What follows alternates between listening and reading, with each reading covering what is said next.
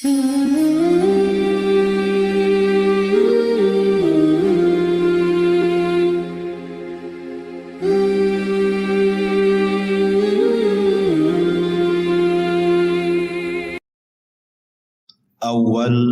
manazilil akhirah. Tempat pertama kita menginjak rumah menuju akhirat. Artinya kita bicara tentang seputar alam kubur. Ma'asyiral muslimin yang dimuliakan Allah Subhanahu wa taala, di dalam sebuah hadis yang dikeluarkan Imam Tirmidzi, Nasai, Ibnu Majah dan yang lainnya, Nabi SAW bersabda, "Aktsiru dzikra hadhimil ladzatil maut." Perbanyak oleh kalian mengingat akan sebuah hal yang menghancurkan setiap kenikmatan. Kemudian Rasul mengatakan, apa itu al-maut, kematian. Pembahasan di malam hari ini kita akan membahas seputar kematian seorang mukmin. Kemudian apa saja yang terjadi saat kematian seorang mukmin ataupun kafir. Kemudian apa yang terjadi di alam kubur dan peristiwa-peristiwanya. Kemudian juga tentang gambaran azab kubur dan hal-hal yang bisa menyelamatkannya, termasuk juga bicara tentang ruh. Kemana ruh ini di dalam kuburan. Inilah pembahasan yang kita akan bahas di malam hari ini. Mudah-mudahan cukup waktunya. Ma'asyiral muslimin yang dimuliakan Allah Subhanahu wa taala, ada 4 perkara kemana seorang mukmin itu harus mengingat sebuah kematian. Pertama, karena mengingat kematian bisa menjauhkan kita dari maksiat kepada Allah Subhanahu wa taala. Karena orang yang tidak pernah mengingat mati, maka orang akan terbiasa melakukan maksiat karena dia pikir bahwa tidak ada kehidupan setelah kematian. Kemudian yang kedua, orang yang selalu mengingat kematian akan mempermudah untuk segera bertobat dan juga melakukan amal saleh. Kemudian yang ketiga, mengingat kematian adalah hal yang bisa mendatangkan rasa takut, sehingga orang tidak mungkin merasa aman dari azab kubur, dan dia akan berusaha untuk menghindarkan diri dari setiap penyebab yang akan menjerumuskan dari azab kubur. Tentu yang terakhir, mengingat kematian karena kematian sebuah kepastian, datangnya tanpa pemberitahuan, dan kematian bukan akhir dari sebuah perjalanan. Inilah hikmah kenapa kita disuruh mengingat kematian. Ma'asyiral muslimin yang dimuliakan Allah Subhanahu wa taala, Utsman ibn Affan radhiyallahu an, apabila berdiri di samping kuburan, maka Utsman selalu menangis. Tetapi kalau Utsman dibicarakan tentang kondisi neraka dan azabnya, maka Utsman ibn Affan biasa-biasa saja. Kemudian ditanyakan kepada Utsman ibn Affan penyebabnya. Kenapa kalau disebut atau melihat kematian dia menangis, tetapi kalau diceritakan tentang akhirat dia biasa saja? Maka jawaban Utsman ibn Affan radhiyallahu an mengutip sabda Nabi SAW. Kata Nabi SAW, kata Utsman, "Innal qabra awwalu manazilil akhirah, fa in naja minhu fama ba'dahu aisaru minhu, wa illam yanju minhu fama ba'dahu ashaddu minhu." Sesungguhnya kuburan itu, kata Utsman mengutip sabda Nabi, adalah awal tempat seseorang menuju akhirat. Kalau dia selamat di kuburan, maka setelahnya lebih mudah bagi dia. Tetapi kalau dia tidak selamat di dalam kuburan, maka setelahnya akan lebih keras kepada dia. Itulah kenapa kemudian Utsman menangis saat diceritakan soal kematian. Banyak riwayat yang dicantumkan oleh Imam Ibnu Katsir ketika memberikan catatan kepada ayat yutsabbitullahu alladhina amanu bil qauli tsabit. Allah tetapkan jawaban bagi orang-orang yang beriman dengan jawaban yang mantap saat fitnah kubur. Saya akan sebutkan beberapa riwayat yang berkaitan dengan kematian. Pertama, riwayat daripada Bara bin Azib radhiyallahu anhu. Suatu ketika, kata Bara bin Azib radhiyallahu anhu, kami keluar bersama Nabi SAW mengiringi jenazah seorang laki-laki dari Ansar. Maka ketika galian kubur itu sudah digali dan belum sampai kepada lahatnya, maksudnya lubang kedua dalam kuburan disebut lahat, maka Nabi SAW kemudian duduk dan kami pun duduk, kata Bara ibn Azib radhiyallahu anhu. Kemudian kata Nabi SAW, ista'idhu billahi min adzabil qabri. Mintalah perlindungan kepada Allah dari azab kubur. Rasul SAW menyebutnya marrataini aw thalatha, 3 kali. Kemudian Rasul menceritakan tentang ruhnya seorang mukmin. Kata Nabi SAW, innal abda al-mu'mina idza kana fi inqita'i minad dunya wa ikbali minal akhirati nazala ilaihi malakun minas sama bidul wujuh ka'anna wujuhahumus syamsu. Apabila seorang hamba mukmin, kata Rasul, ketika dia hendak berpisah dari dunia dan menghadap akhirat, maka turun malaikat dari langit yang berwarna sangat putih sekali. Wajah-wajah malaikat ini sangat putih. Dan yang dimaksud malaikat di sini tentu bukan satu malaikat, bukan malakul maut saja, tidak. Tetapi diiringi dengan rusulul maut namanya, pembantu-pembantu malaikat maut, berdasarkan ayat Al-Quran, tawaffathum rusuluna, kami wafatkan dengan mengutus utusan-utusan kami. Menunjukkan bukan satu malaikat, tetapi banyak malaikat. Tentu banyaknya malaikat ini berdasarkan tugas masing-masing. Malaikat maut itu kan hanya mencabut nyawa saja. Selepas itu kemudian diserahkan kepada malaikat rahmat kalau dia seorang mukmin, atau kepada malaikat azab kalau dia orang kafir atau orang fasik. Lah tentu kondisi seperti ini, ikhwan, tidak ada yang tahu kecuali orang yang meninggal. Orang-orang yang menyaksikan di sekitarnya, orang yang sedang nazar itu, tidak ada yang tahu bahwa di situ ada malaikat. Yang tahu hanyalah orang yang sedang nazar saja. Karena sebagian para ulama ketika menjelaskan apakah orang yang meninggal dunia itu mampu melihat malaikat, sebagian ulama mengatakan ya, mereka akan melihat malakul maut. Dan juga mereka akan diperlihatkan catatannya, walaupun hanya sekilas pandang saja. Catatan selama hidup dia itu dia akan diperlihatkan sekilas saja. Dan itulah kondisi-kondisi menakutkan, sehingga kenapa Rasul mengatakan saat orang seperti ini tidak boleh mengatakan kecuali kebaikan. Dan inilah doa yang paling mustajab bagi orang-orang yang hidup di sekitarnya. Minta kepada Allah agar orang ini dimudahkan kematiannya. Lah setelah itu kemudian kata Nabi SAW, ma'ahum kafanun min akfanil jannati wa hanutun min hanutil jannah. Pembantu-pembantu malaikat maut ini, sebagian mereka membawa kain kafan dari sorga dan juga minyak wangi dari sorga. Hatta yajlisu minhu madal basar. Sampai kemudian mereka duduk sejauh mata memandang. Ma'asyiral muslimin yang dimuliakan Allah Subhanahu wa taala, para ulama mengatakan bahwa ketika Allah Subhanahu wa taala mengirim para malaikat untuk mencabut nyawa dan juga menyediakan peralatan-peralatan fardu kifayah seperti kain kafan dan juga wewangian, kalau dia ruhnya seorang mukmin, maka akan diutus malaikat yang indah sekali dalam rangka ikraman, memuliakan jasad yang akan dicabut ruhnya itu. Jadi yang diutus itu betul-betul malaikat, bukan malaikat yang menyeramkan, tidak. Makanya Rasul mengatakan bidul wujuh, wajah mereka sangat bercahaya.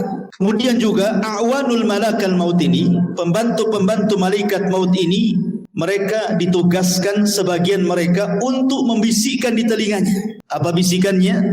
Alla takhafu wa la tahzanu wa abshiru bil jannati allati kuntum tu'adun. Kamu jangan takut, kamu jangan khawatir, karena Allah sudah janjikan kepadamu surga yang akan menantimu. Artinya bahwa kematian seorang mukmin itu sangat indah sekali, sangat indah, dan itulah yang dikehendaki seorang mukmin.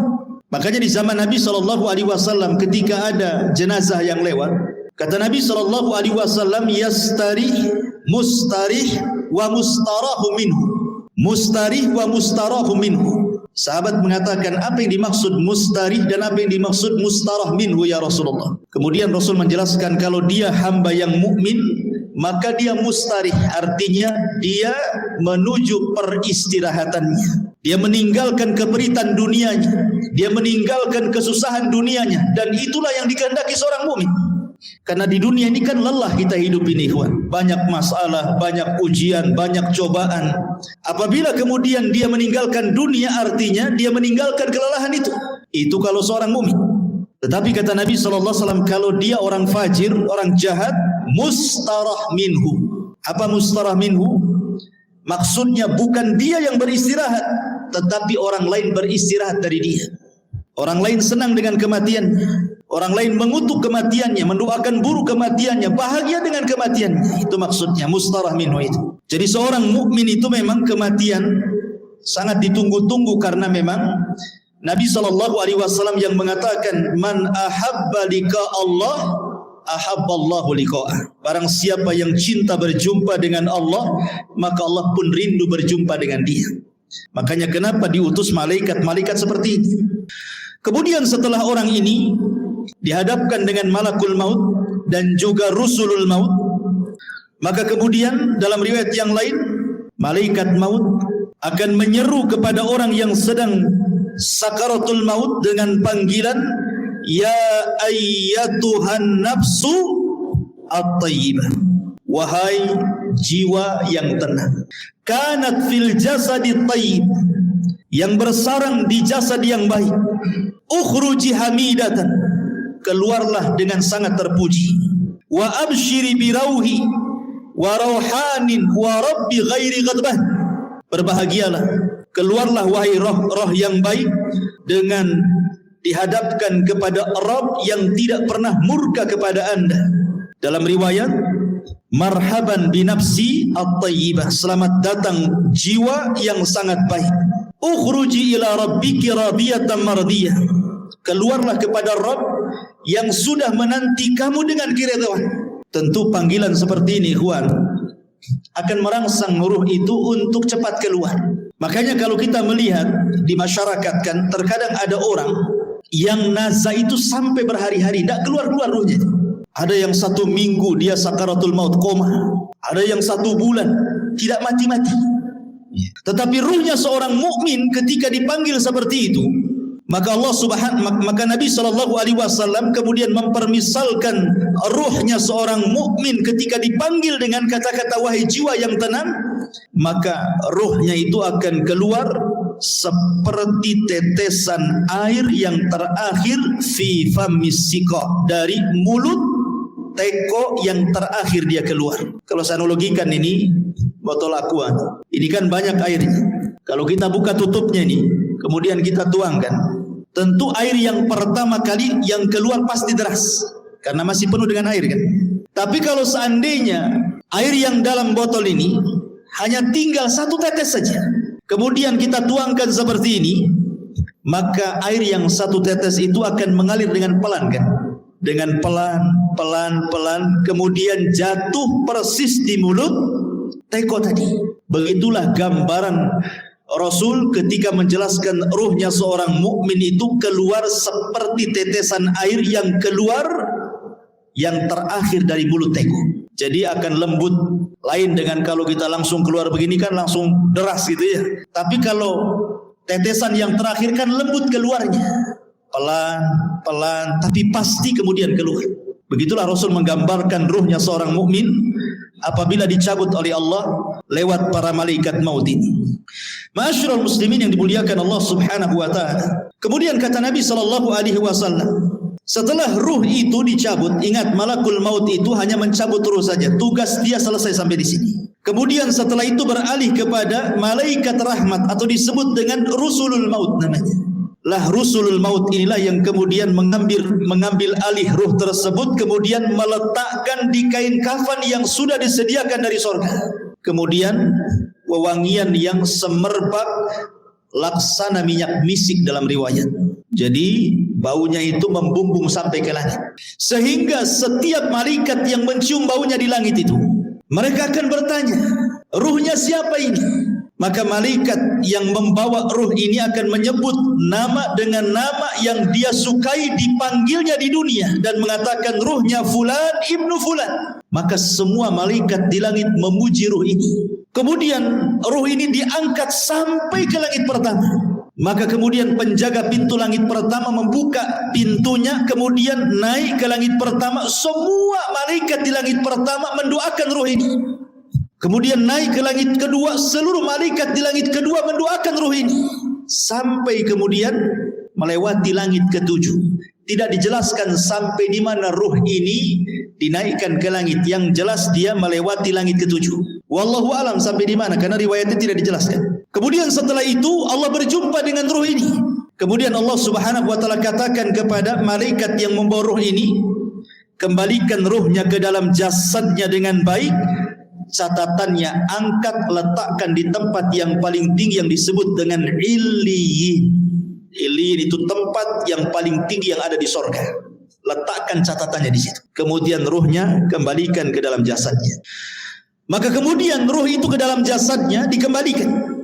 Lah saat seperti ini, ketika ruh ini diterbangkan ke langit, disitulah manusia sedang memandikan jenazah ini, kemudian mengkafani jenazah ini, kemudian menyolati jenazah ini, kemudian mendoakan jenazah ini, sampai kemudian ke dalam kubur, kemudian meletakkan di liang lahat, kemudian dipendam kuburannya. Jadi saat proses fardu kifayah itulah ruh naik ke langit.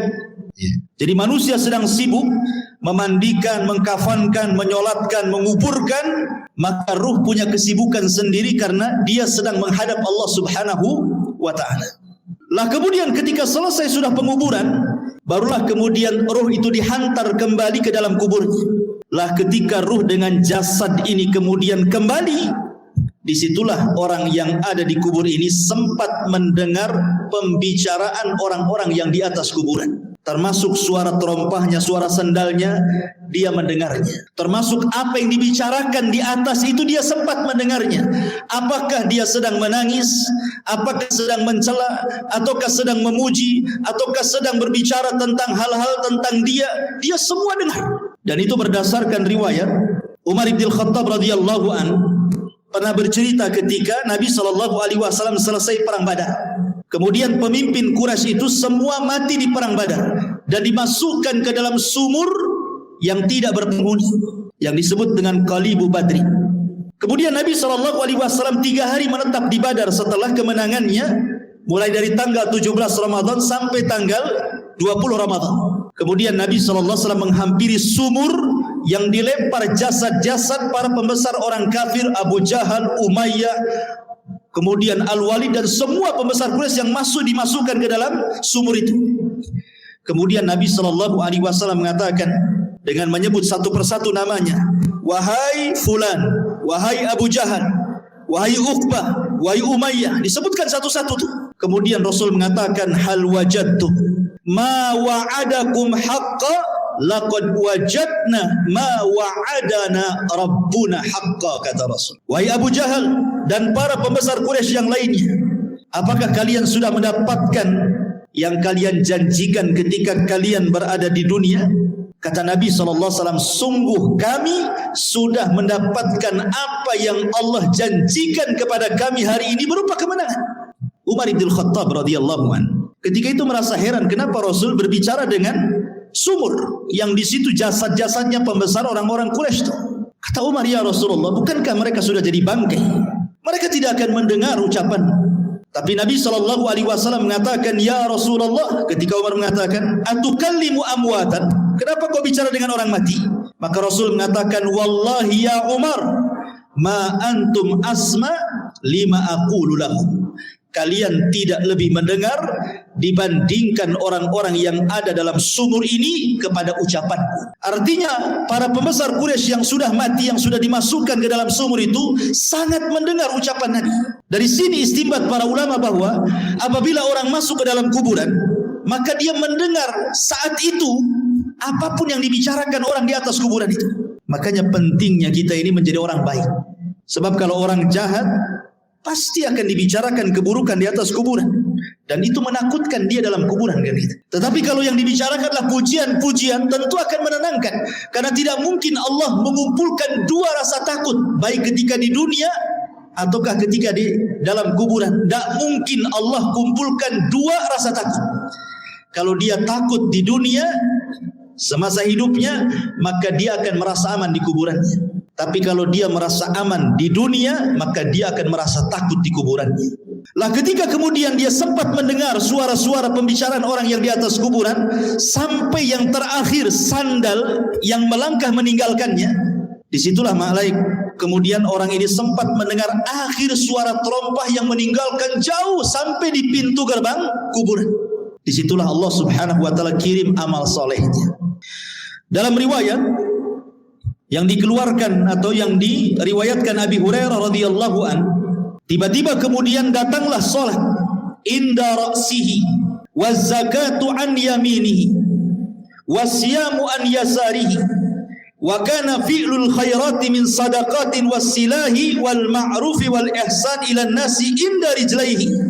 Tiba-tiba ini sebelum mungkar dan nakir datang, maka amalan salat akan mendatangi dan ada di atas kepalanya.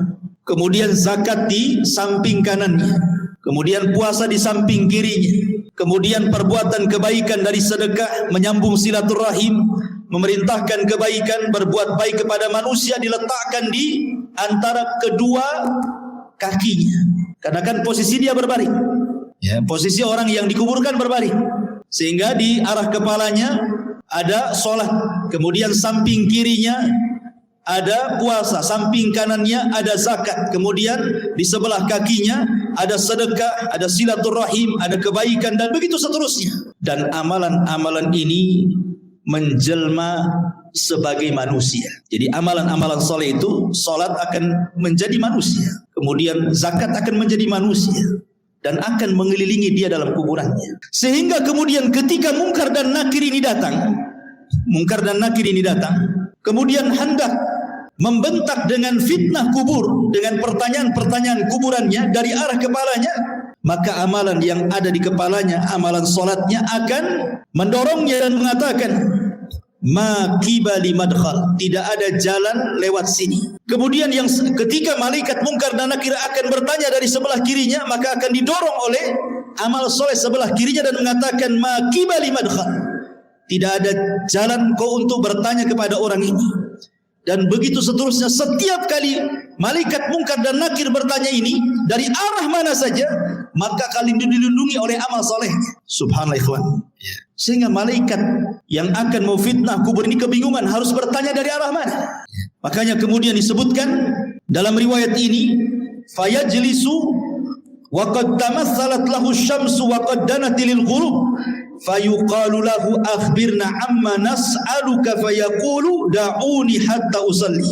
Ketika kemudian malaikat maut atau malaikat mungkar nakir hendak bertanya, tiba-tiba tidak digubris, tidak direspon oleh orang ini dan mengatakan, jangan tanya saya hendak sholat.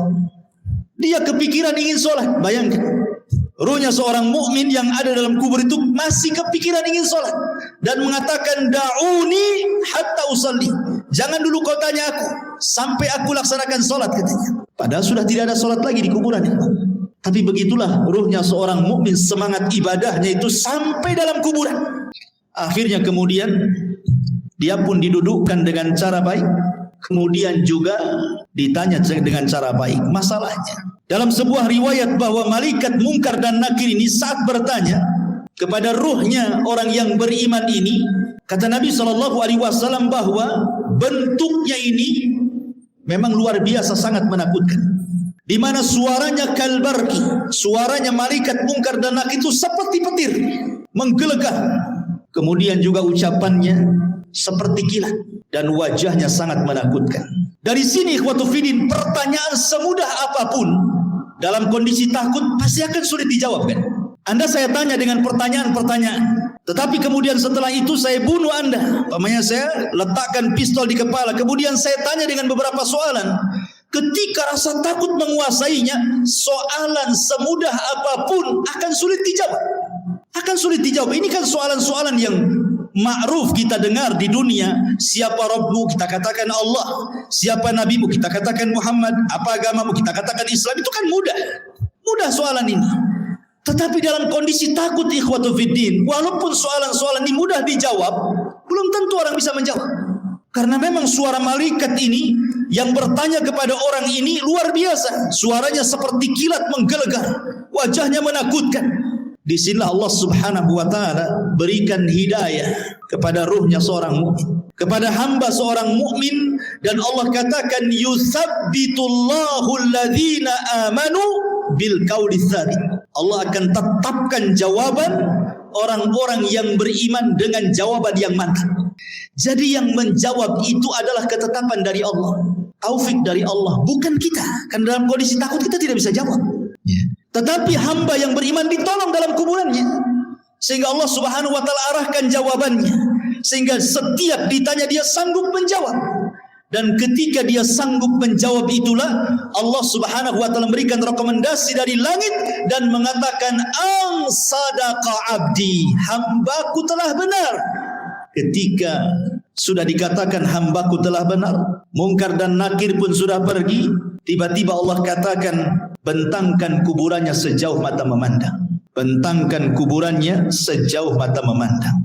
Berikan cahaya dalam kuburannya. Bukakan pintu dari sorga. Hantarkan minyak wangi dari sorga. Pakaian, minuman dari sorga. Suasana dari sorga hantarkan ke dalam kuburannya. Itulah yang disebut dengan nikmatul kubur namanya. Nikmat kubur. Ma'asyiral muslimin yang dimuliakan Allah Azza wa Jalla. Aisyah radhiyallahu anha pernah menceritakan suatu ketika masuk nenek-nenek Yahudi ke rumah Aisyah radhiyallahu anha. Kemudian nenek Yahudi ini mengatakan kepada Aisyah radhiyallahu anha, "Inna ahlal kubur yu'adzabuna fi kuburihim." Sesungguhnya orang-orang yang dikubur itu, kata nenek Yahudi ini, mereka akan diazab dalam kuburan mereka. Kemudian Aisyah mengatakan, "Kadzabti, dusta kamu. Saya akan tanyakan kepada Nabi SAW." Maka setelah itu kemudian nenek Yahudi pergi, Rasul masuk ke rumah Aisyah. Kemudian Aisyah menceritakan, "Ya Rasulullah, tadi ada nenek Yahudi mengatakan bahwa sesungguhnya orang yang ada di kubur itu akan diazab. Apa pendapatmu?" Kata Rasulullah SAW, "Kadzabat, dia sudah berdusta." Tiba-tiba kemudian wahyu turun, memberitahu dan membenarkan ucapan orang Yahudi atau nenek Yahudi itu. Kemudian kata Nabi SAW, "Ya." Kemudian Rasul mengatakan, "Inna hadhil ummah tubtala fi kuburihim." Telah benar ucapan nenek Yahudi itu, karena setiap umat itu akan diuji dalam kuburannya. Maksudnya akan diuji dalam kuburannya, akan diberikan fitnah yang sangat menakutkan. Disinilah Nabi SAW mengatakan bahwa kuburan itu awal tempat seseorang menuju akhirat. Lihat, bayangkan fitnah kubur ini kan menyeramkan, ikhwan. Di mana suara malaikat menggelegar seperti petir, kemudian lisannya seperti kilat, wajahnya menakutkan. Apakah kita sanggup melewati fitnah kubur ini? Makanya saking dahsyatnya fitnah kubur ini, sampai-sampai Nabi SAW memberikan irsyad kepada kita, setiap kita sholat sebelum salam, kita berlindung dari azab kubur. Apa kata Nabi SAW? "Allahumma inni a'udzubika min azabi jahannam wa min azabil qabri." Tidak cukup wa min azabil qabri, wa min fitnatil mahya wal mamat. Dari fitnah kehidupan dan kematian. Fitnah kematian artinya fitnah kubur. Karena sangat mengkhawatirkan. Makanya wajar kalau seandainya Nabi SAW memerintahkan para sahabat saat kemudian menguburkan jenazah, disuruh minta dua perkara. Dan ini sunnah bagi antum yang mengantarkan jenazah ke kuburan. Ini jadi sunnah. Setiap antum mengantarkan jenazah ke kuburan, kemudian menguburkannya dan selesai penguburan, dua doa yang disunnahkan oleh Rasul sebelum antum pulang. Pertama, istaghfiru li akhi. Mintalah kepada Allah ampunan akan dosa saudara kita yang ada di kuburan ini. Yang kedua, minta kepada Allah ketetapan supaya dia sanggup menjawab. Itu saja. Itu sunnah dua, jangan pernah ditinggalkan. Jangan kita hantarkan mayat ke kuburan, setelah dikuburkan kita pulang. Enggak begitu sunnahnya. Tetapi selesai penguburan jangan pulang dulu. Kita dekati kuburan, kemudian kita kepal beberapa tanah kalau kita tidak ikut menguburkan. Kemudian kita letakkan di atas kuburannya. Kemudian kita katakan, "Ya Allah, ampuni orang ini. Ya Allah, tetapkan jawaban orang ini." Kemudian pulang. Itu sunnahnya. Ya. Ma'asyiral muslimin yang dimuliakan Allah Subhanahu wa taala. Kembali kepada hadis Nabi SAW.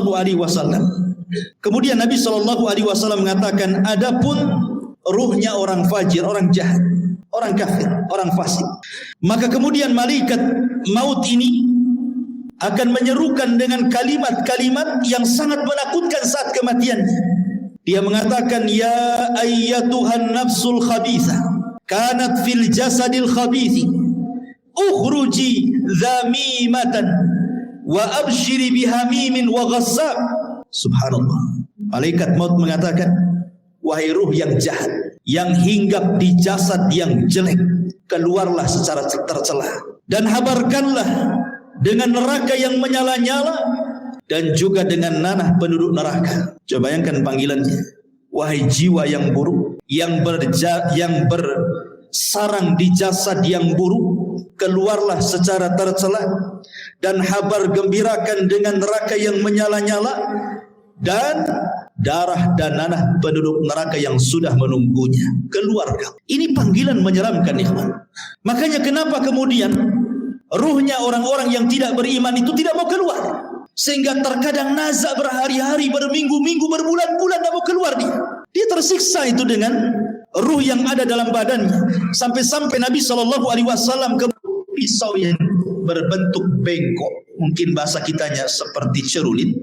Ya, ada pisau berbentuk bengkok seperti ini. Kemudian dihadapkan dengan kambing wol. Dihadapkan dengan kambing wol yang belum dicukur itu. Lihat kambing wol itu kan banyak tuh rambutnya tuh. Kalau belum dicukur itu ya. Kemudian pisaunya dimasukkan. Otomatis ketika pisau dimasukkan ke dalam kambing wol itu, otomatis akan terkait-kait dengan bulu-bulunya. Setelah terkait-kait dengan bulu kambing wol itu, kemudian disiram. Anda bisa bayangkan, akhirnya kemudian makin lengket dengan pisau itu. Kemudian setelah lengket dengan pisau, kemudian kata Nabi SAW, pisau itu kemudian ditarik dengan cara paksa.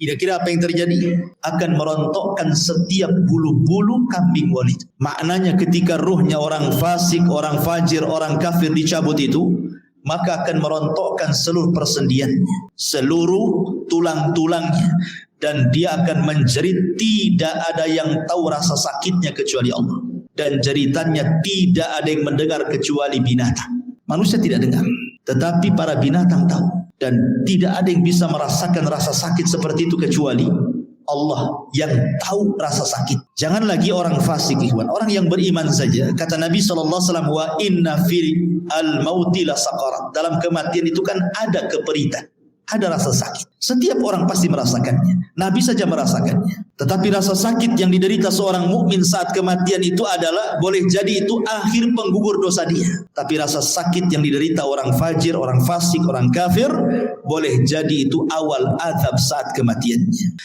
Masyarul muslimin yang dimuliakan Allah Azza wa Jalla. Kemudian setelah itu ruh itu keluar, apa yang terjadi?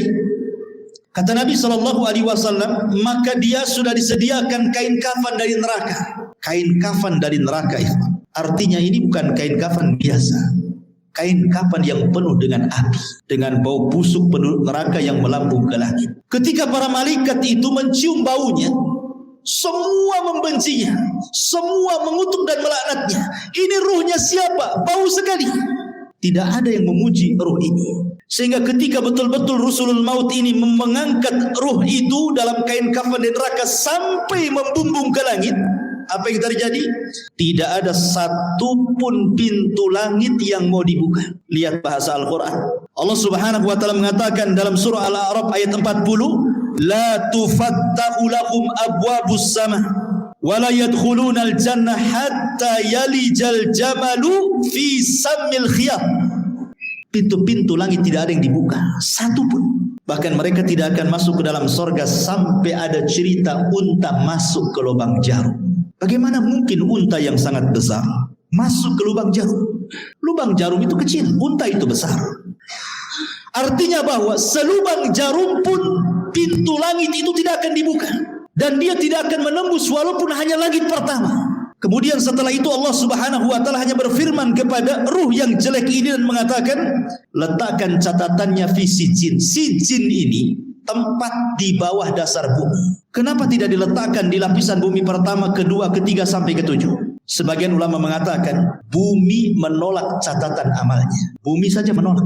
Di mana lapisan bumi pertama menolak untuk diletakkan catatannya. Kemudian turun lagi ke lapisan kedua, menolak juga. Lapisan ketiga menolak juga, sampai lapisan bumi yang terakhir menolak juga.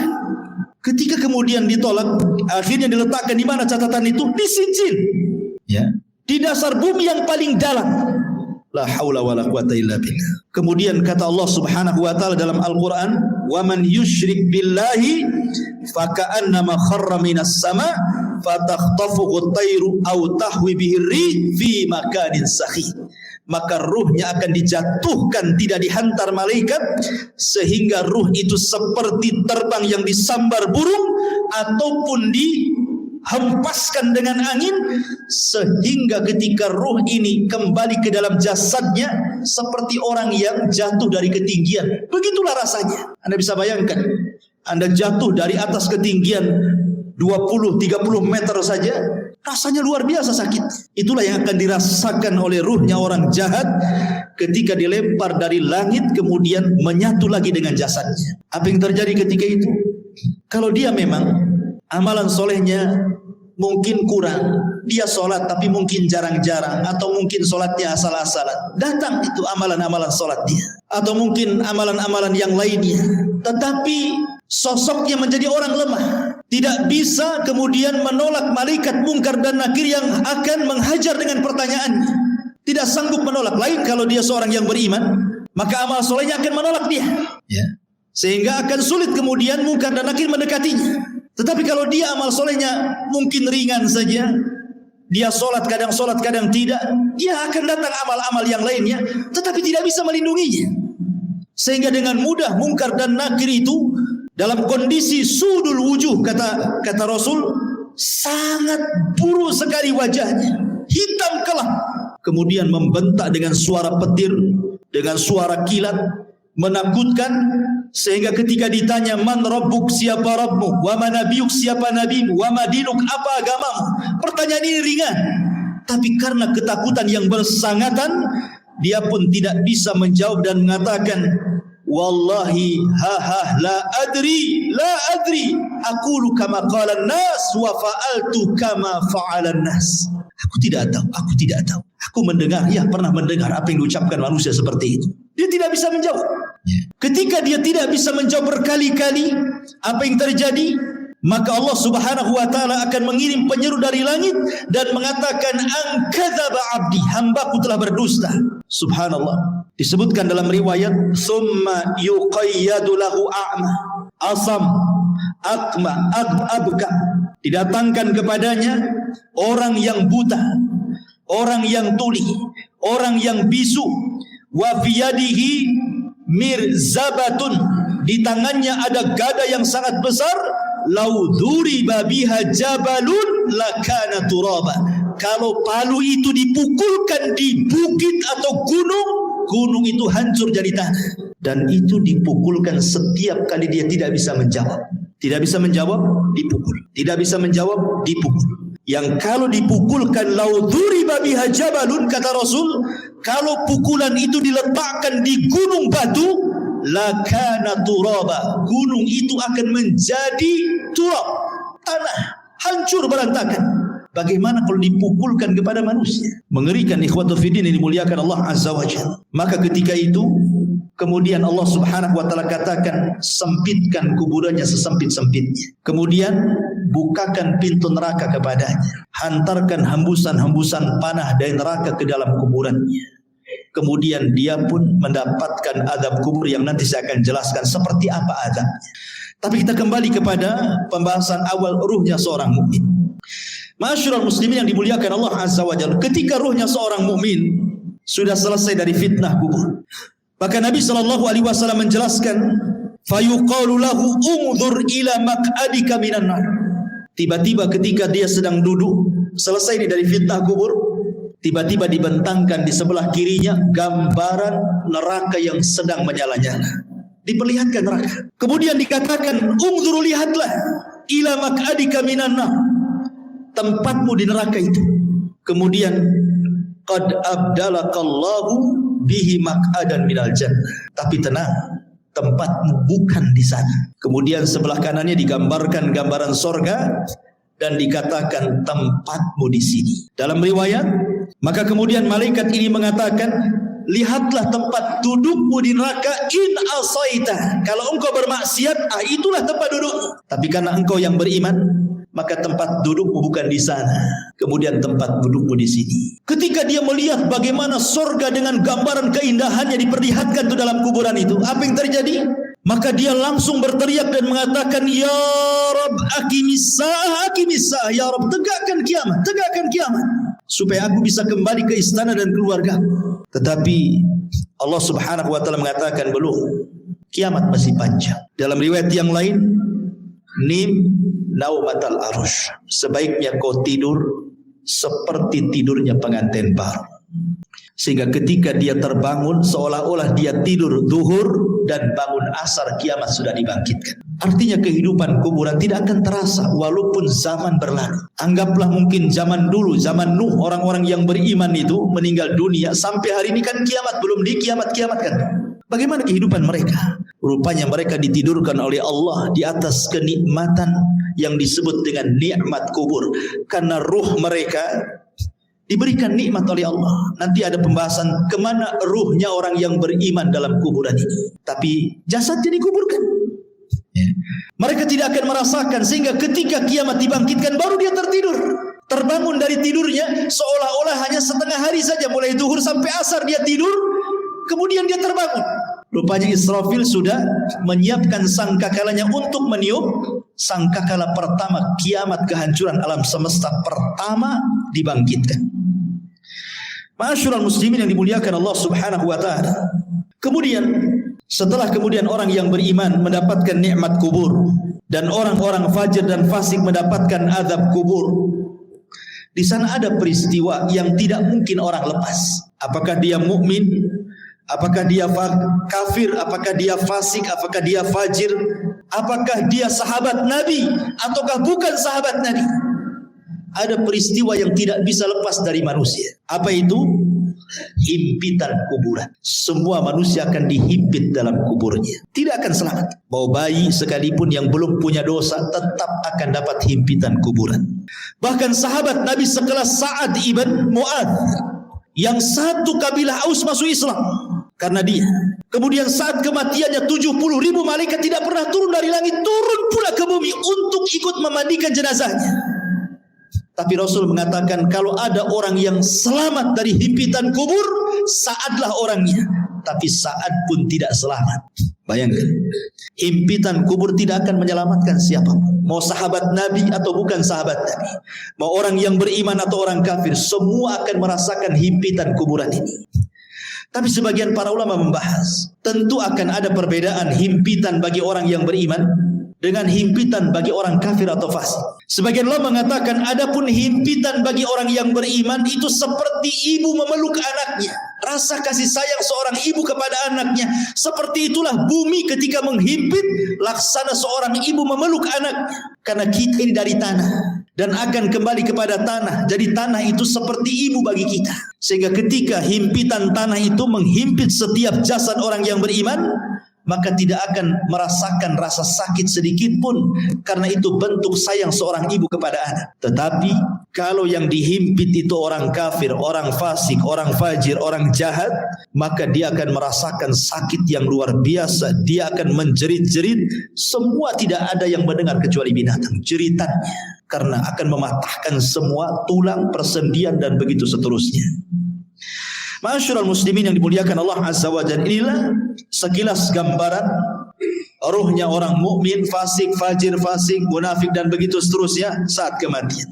Kita masuk pada pembahasan yang kedua tentang macam-macam azab kubur. Ma'asyiral muslimin yang dimuliakan Allah Azza wa Jalla, azab kubur itu adalah sebuah hal yang wajib kita imani. Syekhul Islam Ibn Taimiyah rahimahullahu taala mengatakan, wa qad tawataratil akhbar an Rasulillah sallallahu alaihi wasallam fi thubuti adabil qabri. Habar-habar tentang adab kubur, kata Syekhul Islam Ibn Taimiyah, derajatnya sampai tingkat mutawatir. Jangan sampai diingkari karena riwayatnya mutawatir.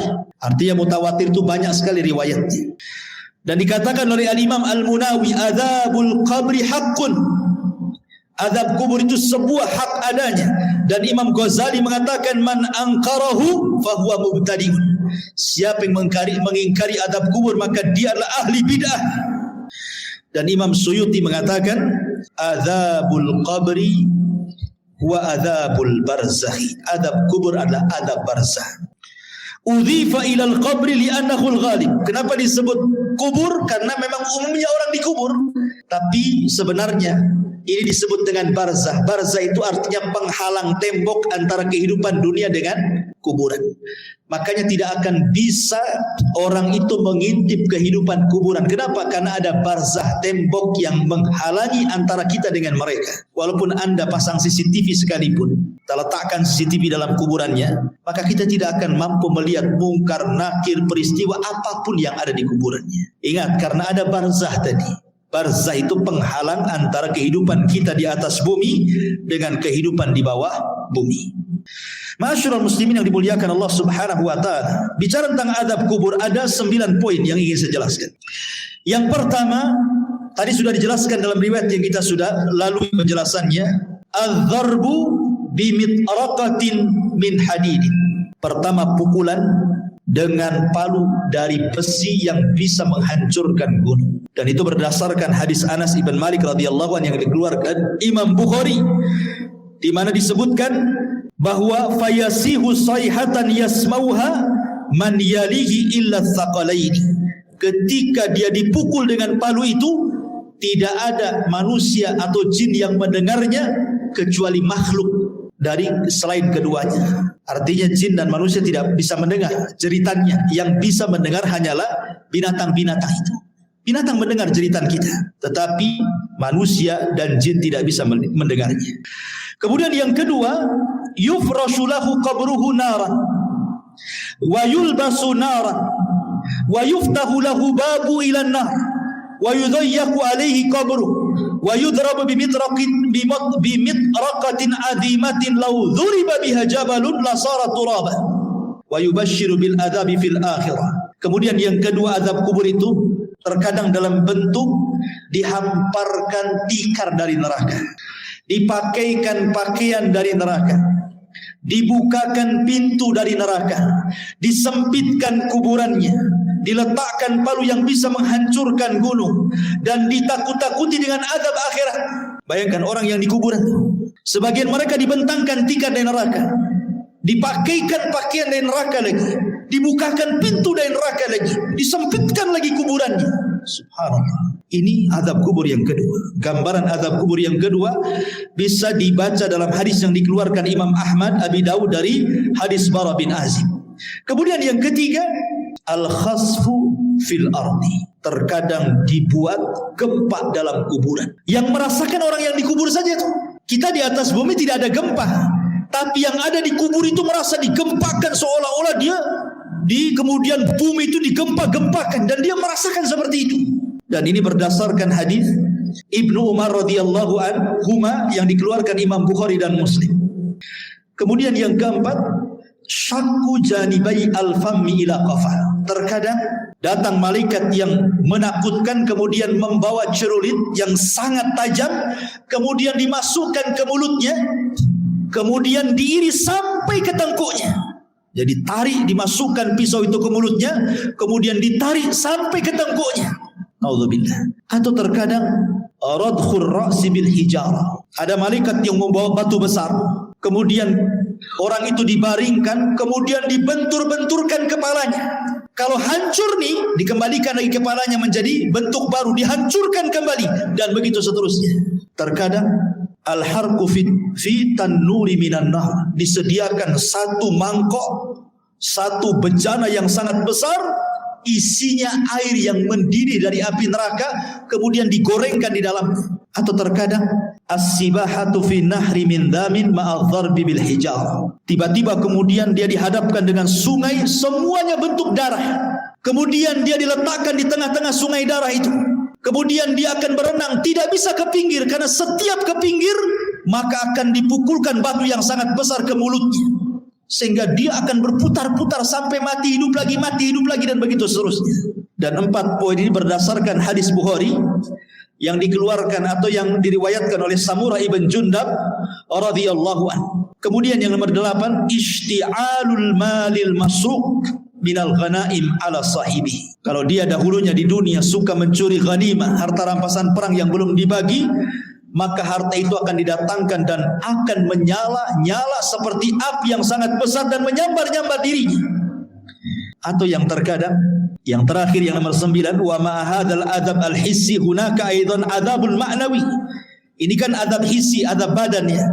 Tapi di sana juga azab, ada yang disebut azabun ma'nawi, azab secara makna, dengan ditakut-takutinya dia dengan neraka. Jadi dibentangkan gambaran di neraka, nanti kamu akan masuk ke situ, nanti akan masuk ke situ, dan dia akan merasa takut yang luar biasa. Ini padahal baru azabul adnaya, adab yang rendah. Azab yang besar itu nanti di neraka.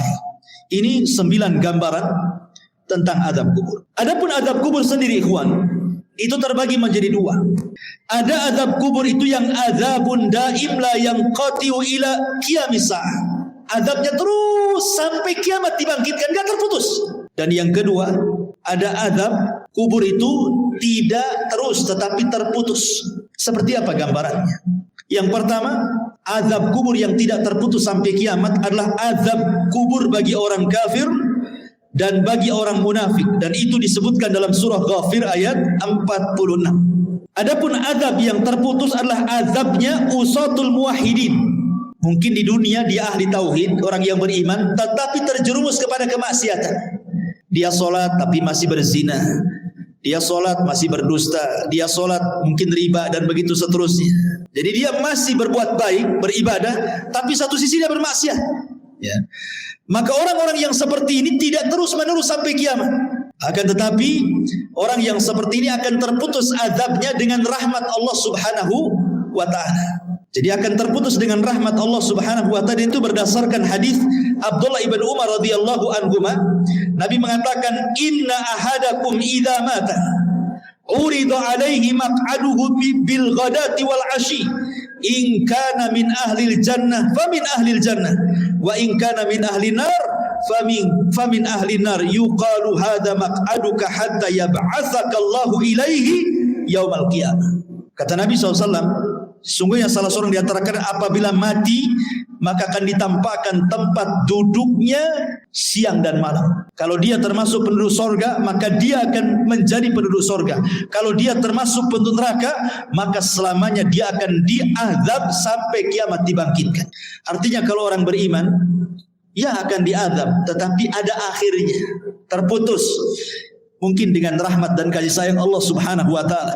Tapi kalau dia orang kafir, orang munafik, maka tidak akan terputus.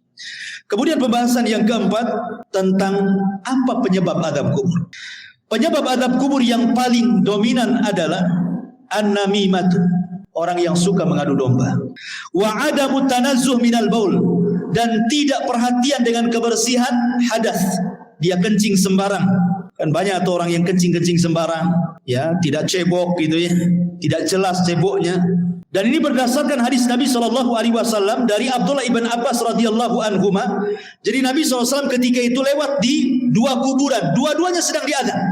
Kemudian Rasul mengambil pelepah kurma, kemudian dibelah 2, kemudian ditancapkan di 2 kuburan. Kemudian Rasul mengatakan, mudah-mudahan dengan 2 pelepah kurma yang belum kering ini bisa meringankan azabnya. Kemudian sahabat mengatakan, kenapa orang itu diazab wahai Rasul? Kata Rasul, yang satu karena dia namimah, suka mengadu domba. Yang satu karena tidak pernah bersih apabila membersihkan hadas. Ini 2 poin. Yang ketiga, ghibah. Orang yang suka menggibah. Dan ini berdasarkan hadis yang dikeluarkan Imam Ahmad dan juga At-Tabrani dengan sanad yang sahih dari hadis Abi Bakrah. Bahwa Nabi SAW mengatakan salah satunya adalah yang menjadikan penyebab azab kubur adalah ghibah. Ghibah itu membicarakan orang yang kalau orang itu mendengarnya dia tidak suka. Kemudian yang nomor 4, al-ghulul. Dia khianat dalam harta, mencuri harta orang. Kemudian juga yang nomor 5, hajrul Qur'anil Karim wa rafduh. Dia tidak suka dengan Quran. Dan penyebab orang jauh dari Al-Quran hari ini apa? Handphone. Yang menyebabkan orang jauh dari Quran itu HP atau handphone. Subhanallah, gara-gara handphone, Quran itu tidak pernah disentuh lagi. Alasannya sudah ada aplikasi Al-Quran di dalam handphone. Saya nggak yakin. Nggak yakin orang punya handphone itu ada aplikasi Quran kecuali download kan. Harusnya yang pertama kali kalau antum beli handphone itu yang di-download itu Quran kan. Harusnya yang pertama kan. Tapi enggak, yang pertama di-download apa? Facebook dulu, YouTube dulu, Instagram dulu kan begitu ya. Quran itu belakangan kalau butuh saja. Padahal harusnya yang pertama itu. Subhanallah ya. Sekarang ini banyak orang yang mengeser hal-hal yang baik, tetapi hanya sekedar copy paste, kemudian pemberitahuan ibadah kepada manusia lewat medsos, tapi dia sendiri malas ibadah kan? Malas. Bahkan orang yang ibadah saja sekarang diberitahu. Kalau dulu orang sholat malam, tidak ada yang memberitahu dia sedang sholat malam kan? Sekarang dia kasih tahu orang. Kalau dia sedang sholat malam itu dia kasih tahu orang dengan cara apa? Ya nulis status lah di Facebook. Ya mudah-mudahan ada yang bangun jam sekian. Maksudnya itu ingin ngasih tahu bahwa dia bangun. Cuman ngasih tahu saja. Sholat kan gitu. Seolah-olah dia sedang sholat, orang tidak kan begitu. Ini kan ria juga. Apa bedanya kan begitu? Sekarang ini semua itu memang banyak orang yang baik mengeser kebaikan, tapi hanya di-share saja. Orang yang mengeser sendiri tidak pernah mengamalkan kebaikan yang di-share-nya kan. Lalu apa faedahnya ikhwatu fiddin muliakan Allah Azza wa Jalla? Makanya di sini ikhwatu fiddin bahwa tantangan yang paling berat ketika orang jauh dari Quran itu adalah handphone. Handphone ini tidak bisa lepas dari kita. Tidur saja wajib di sampingnya. Kalau bisa itu sekarang ada power bank itu wajib di sampingnya. Gak perlu lagi dicopkan, sudah ada di bawah bantal. Bangun saja itu yang dibaca. Kira-kira ada apa nih? Kemudian kalaupun dia sekarang kan tidak ada orang dengar televisi kan atau melihat televisi, jarang. Orang sekarang pegang handphone, di mobil pegang handphone, di pekerjaan tinggal handphone. Kalau hilang handphonenya, itu kayaknya hilang dunia dari dia. Ya kan? Kalau dompet ketinggalan, gampang lah nanti. Tapi kalau handphone ketinggalan, pulang diambil. Sampai seperti itunya. Jadi ini salah satunya adalah hajrul Quran, meninggalkan Quran, termasuk juga an-naumu anis salatil maktubah. Orang yang sengaja tidur ketika datang waktu salat. Dan itu berdasarkan riwayat yang dikeluarkan ataupun dari sahabat Samurah ibn Jundab radhiyallahu an, Nabi sallallahu alaihi wasallam mengatakan ammal ladzi yuslagu ra'suhu bil hajar fa innahu ya'khudul Qur'an fayarfadhuhu wa yanamu anis salatil maktubah. Jadi ketika Rasul menjelaskan di kuburan itu ada malaikat yang membawa batu, kemudian ada yang terlentang, kemudian dibenturkan kepalanya sampai hancur. Kemudian malaikat ini pergi hendak mencari batu yang lain. Kemudian ketika datang batunya yang baru, rupanya kepalanya sudah kembali menjadi normal. Dibenturkan lagi, kemudian cari batu lagi, dan begitu seterusnya. Kemudian Rasul menjelaskan bahwa adapun kenapa adab orang ini seperti ini. Pertama, karena dia tidak pernah membaca Quran. Yang kedua, karena dia tidur saat datang waktu sholat. Nah ini yang keenam. Kemudian yang ketujuh, al-kadhib. Orang yang suka berdusta. Dan sekarang dusta ini paling mudah dilakukan dengan medsos. Sekali lagi kembali ke medsos. Apalagi musim politik. Hari-hari musim politik ini jangan nge-share asal-asalan. Karena terkadang untuk menjatuhkan lawan, terkadang menyebarkan berita hoax. Kita tidak tahu. Ya, contoh umpamanya akhir-akhir ini kita mendengar Saudi Arabia mengadakan pesta itu. Holyland itu apa itu ya? Pesta hantu. Hoax, Iwan. Tidak ada itu cerita kayak gitu. Dari mana? Itu hoax yang disebarkan untuk menjelek-jelekan negara sana kan itu. Itu kan sedang membuka festival apa? Ya, ceritanya begitu. Ya, memang dia membuka semacam wahana wisata. Kemudian di situ ada hantu-hantuan. Mungkin ada orang sana yang berpenampilan seperti itu, kemudian disebar seolah-olah Saudi mengadakan acara seperti itu. Ikhwatu fiddin muliakan Allah Azza wa Jalla. Nah, berita-berita seperti ini kalau kita hanya melihat YouTube saja, seolah benar kan? Ya. Ini berita hoax. Kadang-kadang kita mudah terpancing dengan berita-berita seperti ini. Hanya karena melihat YouTube saja kan? Nah, ini hati-hati. Kalau kita mungkin hanya sekedar membaca, oke lah. Tapi kalau kemudian sampai mengeser kan sama aja dengan hantu menyebarkan dusta kan? Nah itu kan hati-hati. Ini penyebab azab kubur terbesar hari ini adalah dusta. Karena orang berdusta paling mudah sekarang. Nulis status share, copy paste share, selesai. Dia tidak sadar bahwa dia sedang berdusta. Kalau dulu berdusta itu paling 1-2 orang yang kena korbannya. Sekarang kita berdusta ini bisa ribuan orang kena korban, ikhwan. Dengan cara melihat itu semua kena dengan berita yang kita share. Nauzubillah. Ya. Dan ini kata Al-Hafidz Ibnu Hajar rahimahullahu taala, wa innama istahaqqa ta'dzib lima yanshau an tilka kadzbah. Bahwa kata Imam Al-Hafidz Ibnu Hajar rahimahullah mengatakan sesuatu hal yang berhak mendapatkan azab kubur ketika seseorang mudah kemudian menyebarkan berita dusta. Kemudian yang nomor 8 zina berdasarkan hadis Samurah bin Jundab. Kemudian yang nomor 9 aklur riba, memakan dosa riba. Kemudian yang nomor 10 asyirku wal kufru, kesyirikan dan kekufuran. Termasuk juga niyahatul mayyit.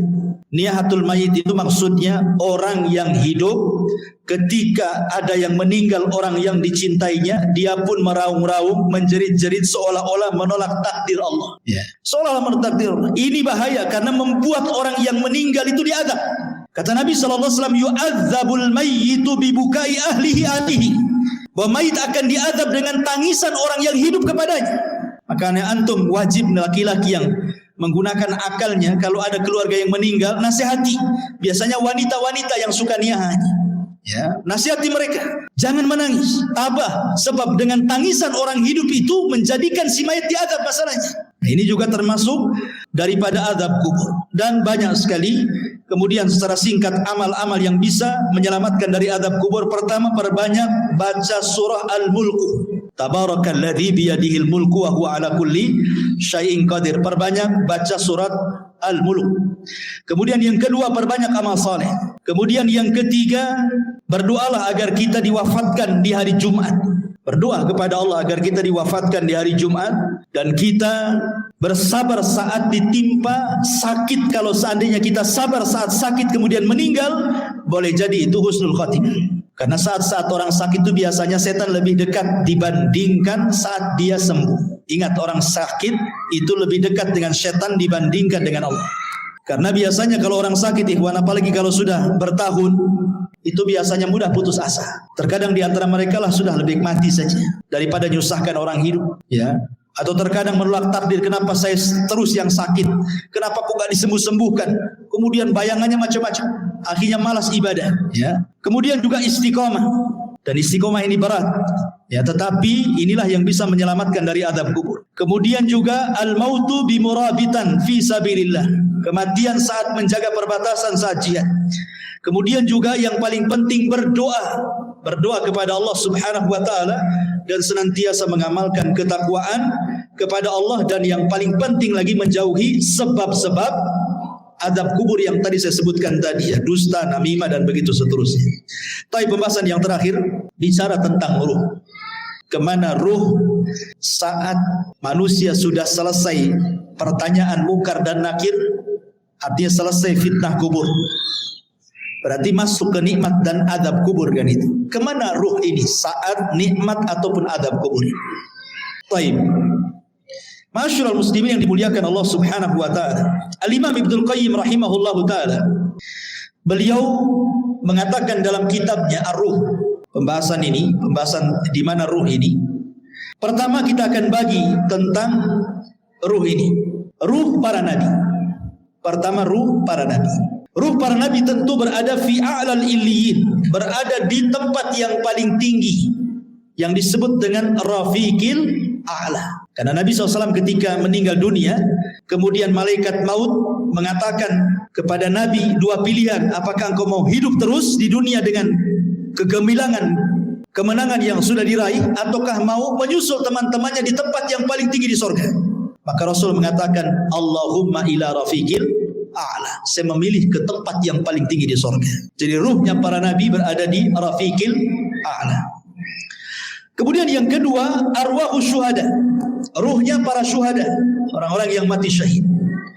Allah Subhanahu wa taala mengatakan dalam surah Al-Imran ayat 169, wala tahsabanna alladziina qutilu fi sabilillahi amwatan bal ahya' inda rabbihim yurzaqun. Jangan kau sangka orang yang mati di jalan Allah itu mati, tidak, mereka hidup.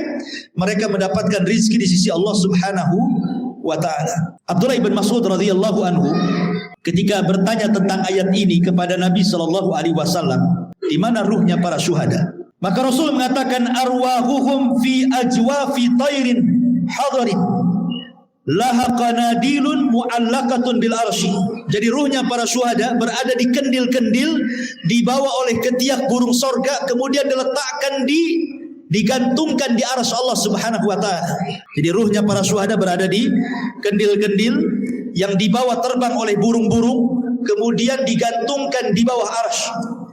Ini ruhnya para syuhada. Kemudian yang ketiga, arwahul mu'minin salihin, ruhnya orang-orang yang beriman yang saleh. Maka takunu tuyuran ta'alluqus syajaril jannah. Maka ruhnya orang-orang yang beriman yang soleh, mereka akan digantungkan di pohon-pohon sorga. Mereka akan digantungkan di pohon-pohon sorga.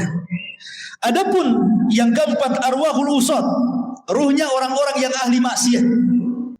Dia orang Islam tapi ahli maksiat, berzina, berdusta, berjudi dan begitu seterusnya. Dia orang Islam tapi usad ahli maksiat. Maka dijelaskan bahwa mereka tetap ditahan dalam kuburannya, karena mereka tidak bisa keluar dari kuburannya dan mereka merasakan adab kubur. Mereka tidak bisa keluar dari kuburan. Kemudian juga yang nomor 5, Imam Ibnul Qayyim rahimahullah ta'ala mengatakan, masih membahas tentang usad, maksudnya orang yang ahli maksiat. Minhum man yakunu mahbusan ala babil jannah, kama fi haditsil akhar, ra'aitu sahibakum mahbusan ala babil jannah. Adapun orang-orang yang beriman, yang ahli maksiat, kemudian maksiatnya sudah selesai diadab. Kan tadi saya katakan bahwa orang yang beriman yang ahli maksiat kan adab kubur tidak terus, tapi terputus karena rahmat Allah Azza wa Jalla. Lah sebagian ruhnya itu diletakkan di halaman pintu sorga. Ya, di halaman pintu sorga kata Imam Ibnul Qayyim rahimahullahu ta'ala. Kemudian yang keenam, ruhnya orang-orang kafir. Tentu ruhnya orang-orang kafir, mereka diadab dan tidak bisa keluar dari kuburan, dan mereka akan bolak-balik masuk neraka. Tetapi sekali lagi ikhwatu fiddin muliakan Allah Azza wa Jalla, keterangan para ulama seperti ini tidak bisa kita katakan dengan jazam, dengan tegas, karena soal ruh itu kan tidak ada yang tahu kecuali. Makanya Al-Imam Ibnul Qayyim rahimahullahu ta'ala ketika Al-Imam Ibnu Utsaimin rahimahullahu ta'ala ketika ditanya tentang ruh ini, maka beliau mengatakan ruh itu urusan Allah Subhanahu wa ta'ala, dan ini adalah perkara gaib, kita tidak bisa menetapkan kecuali dengan dalil. Ini kan hanya ijtihad para ulama saja seperti ini. Tetapi hakikatnya ruh di kuburan itu di mana? Wallahu a'lam. Hanya Allah Subhanahu wa ta'ala yang tahu dengan kondisi ruhnya, apakah mereka orang-orang yang beriman ataukah mereka orang-orang kafir. Adapun ada riwayat yang maudhu yang disebutkan oleh sebagian ulama seperti ruhnya orang kafir berada di sumur Barhut, diletakkan di sumur Barhut. Sumur Barhut itu yang ada di Hadrul Maut Yaman. Di situ ada sumur, antum bisa klik saja atau di YouTube sumur Barhut. Itu sumur menakutkan yang ada di Yaman. Ya. Sampai hari ini para ilmuwan berusaha meneliti itu. Ya, sumurnya besar. Jadi ada yang mengatakan bahwa orang-orang kafir diletakkan di sumur itu.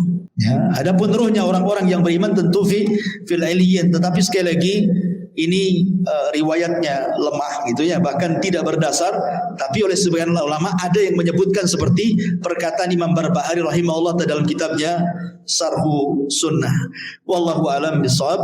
Maka dengan berakhirnya pembahasan ruh, berakhir juga pembahasan tentang seputar kematian dan azab kubur.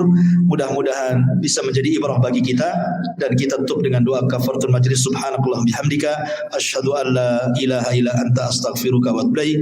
Allahu ta'ala alam. Assalamualaikum warahmatullahi wabarakatuh.